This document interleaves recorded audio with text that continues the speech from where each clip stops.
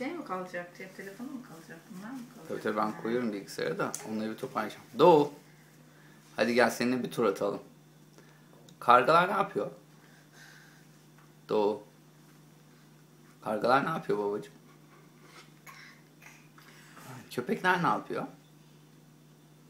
Doğu. Babam. Ne yapıyor köpekler?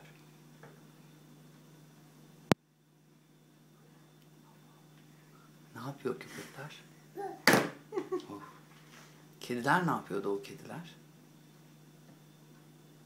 Kediler. Ne yapıyor kediler?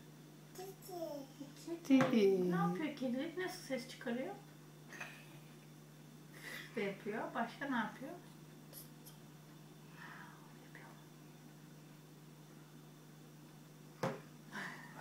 Peki aslan ne yapıyor aslan? Aslan ne yapıyor? Minik aslan. Ne yapıyor aslan? Doğu. Ne yapıyor aslan?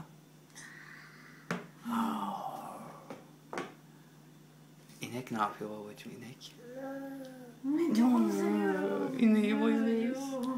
At. Yakından görsen bayağı tırsarsın bence. At ne yapıyor? Ne yapıyor at? Ne yapıyor anneciğim? Doğu. Evet. Keçi ne yapıyor? Ne yapıyor keçi? O da ona benzer. Be yapıyor keçi. Be. Ördek ne yapıyordu ördek? Yok elleme anneciğim bitti mi o? Ha? Doğu. Ördek ne yapıyor ördek? Vak kak kak kak kak. Evet. Onu da o filden öğrendim. Ha? Filden öğrendim. Evet. Peki uçak? Uçak ne yapıyor?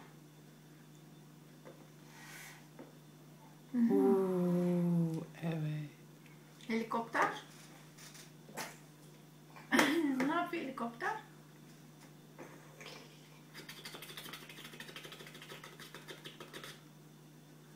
Ay niye böyle açıkta tutuyor annem seni?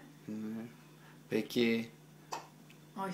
bize bir de avokado der misin? Biraz yüksek sesle. Bir daha. Bir Bir daha tane söyle. daha der misin? Avokado. Bir daha söyle. Peki bir de son bir şarkı söyler misin? Sonra kapatalım. Heh, söyle babacığım. Söyle. Söyle söyle. Bir şarkı söyler misin bize de o?